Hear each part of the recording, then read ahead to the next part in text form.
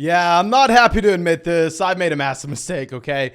I've drafted over 100 teams already and realized that one of these players that I haven't been going out of my way to avoid, but I really haven't been drafting him much because I like options in his range. At least I thought a little bit better. Looks like he can be a league winner. So we're going to have to go through. We're going to have to talk about what mistake I made, how we are going to be looking to fix this, and how we need to be changing our overall draft strategy. But before we get into this, you better be dropping a like on this video. You better be subscribed to the channel if you play fantasy football. And of course, if you play fantasy football, you are going to love flogfantasy.com.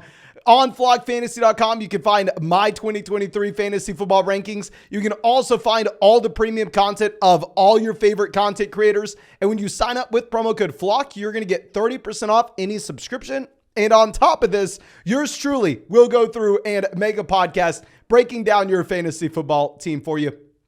But let's talk about this because y'all know earlier this week, or maybe it was last week at this point, I went through and I put out a video talking about how much I loved Chris Olave, right? How I was going through and drafting Chris Olave in a ton of these underdog drafts because I thought Olave was significantly better than the wide receivers that you had access to in round 3. The round 3 wide receivers on Underdog are DK Metcalf, Calvin Ridley, Deebo Samuel. And I was saying, you know what? I mean, Olave is way better than those options. So personally, I'm going to go through, I'm going to draft Chris Olave in round 2, and we are going to reach on him. We are going to be taking him over Nick Chubb because Nick Chubb is in the same tier as Derrick Henry, Josh Jacobs, Ramondre Stevenson, Tony Pollard, Breece Hall, guys that we can get in round 3.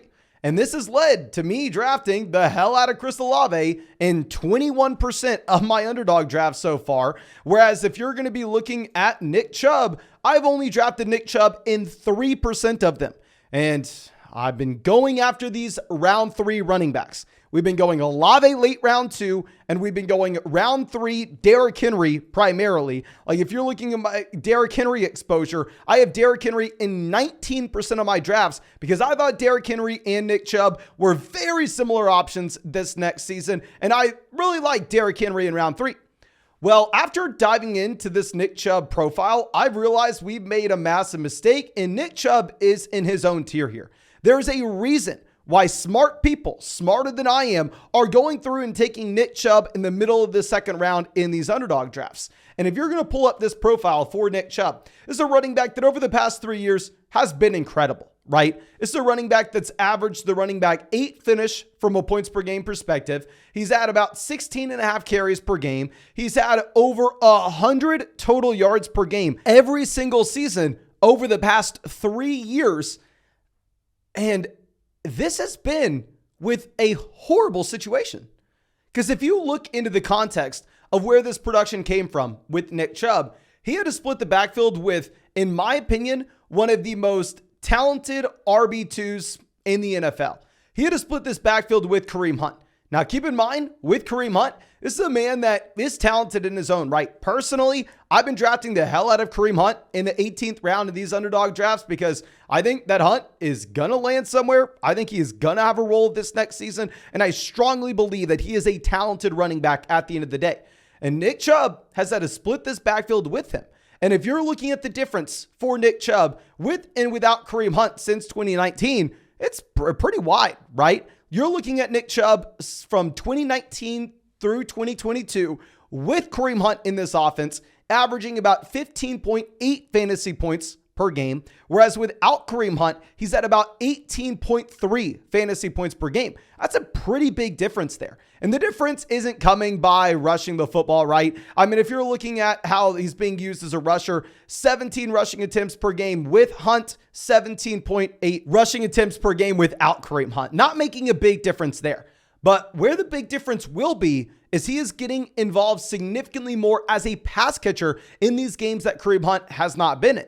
You're looking at Nick Chubb averaging about 3 targets per game with no Kareem Hunt, whereas he's down at 2 targets per game with Kareem Hunt in this offense. So you're seeing the expanded role for Nick Chubb as a pass catcher with no Kareem Hunt. Hell, I got news for you. As it stands right now, Kareem Hunt is not a Cleveland Brown for this next season.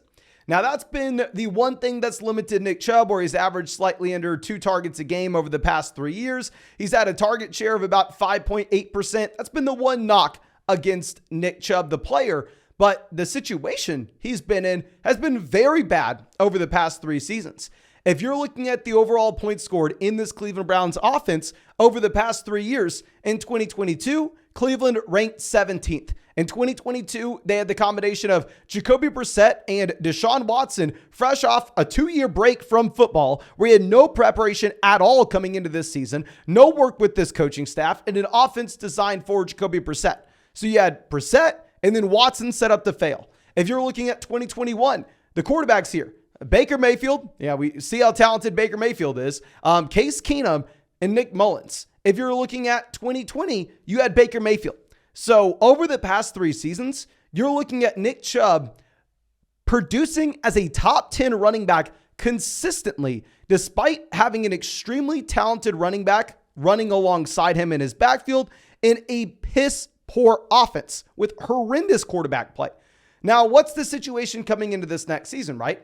Well, you have no Kareem Hunt. And if you're looking at this depth chart, you have Jerome Ford as the running back too. Now, don't get me wrong. I'm fine drafting Jerome Ford in like the 15th, 16th round in underdog drafts just because, hell, maybe it can be a valuable handcuff. And obviously, if you're around 16 of an underdog draft, I mean, you're just shooting for anybody that can be helpful at that point. And of course, if y'all want to get in an underdog draft today, you know we're drafting on Underdog every single day in these live streams. You can draft with us. You can draft in the public lobby, whatever you want. You know, they just launched the massive Best Ball Mania tournament, $25 buy-in, $15 million prize pool. When you go sign up for Underdog with promo code FLOCK, they're going to match your first deposit dollar for dollar up to $100 with promo code FLOCK. And with promo code FLOCK, you're going to get my 2023 fantasy football rankings, and you're going to get a free trial to flockfantasy.com. So make sure you're taking advantage of that. But at the end of the day, even if I'm fine drafting Jerome Ford in the 16th round, doesn't mean he's any good, right? If you're looking at Jerome Ford, this is a running back that, came out of Cincinnati and was drafted in the 5th round in 2022. You're looking at a running back that really doesn't have any strong marks on his profile. You're looking at a running back that is purely just a depth piece and nothing more. So now Nick Chubb has less competition than he has seen pretty much throughout his entire NFL career. And not only does he have less competition than he's seen throughout his entire NFL career, but he has better quarterback play than he's ever had. Now you have Deshaun Watson coming over to Cleveland. Obviously, Watson wasn't great at the end of this past season, but nonetheless, Deshaun Watson at the end of the day is still a quarterback that we have seen be an elite option previous to this. And hell, I've been drafting a lot of Deshaun Watson so far. On Underdog, I have him in a whopping 15% of my drafts. I'm a believer in Deshaun Watson in this Cleveland offense. So you have less competition in this backfield, a much improved offense overall, where this may be the first time that you've seen a top 10 offense for Nick Chubb. So in my mind, if he was already that mid RB1, this is how you get that top end running back upside. And I really don't see any red flags here with Nick Chubb. Whereas if we look at the tier running backs behind him, where I initially thought, yeah, he belongs in this range, you have red flags all over the place. With Derrick Henry, right? Derrick Henry is very, very old. Derrick Henry was drafted back in 2016 in comparison to Nick Chubb being drafted in 2018. Not only is Derrick Henry very old, but at the same time with Derrick Henry here, he's going to be in a bad offense in Tennessee this next season. Now, of course, I have Derrick Henry in way more drafts than Nick Chubb, right? Like I'm a Derrick Henry fan at this point with how much I'm going to be rooting for him this next season. But I need to be realistic with ourselves and say, okay, there should be a gap between these two players. Josh Jacobs, y'all know my most drafted running back last year. The man won me $150,000 on Underdog. If we're looking at Jacobs, well, yeah, he's young. Well, yeah, he was dominant this past season. You don't have the continued dominance from Josh Jacobs like we've seen from Nick Chubb. With Josh Jacobs, you more have this one outlier type season where the rest of his career, he was kind of stuck in the middle, right? With Nick Chubb, you have the continued dominance and you have a much better offense overall in Cleveland than what you should have with the Raiders this next season.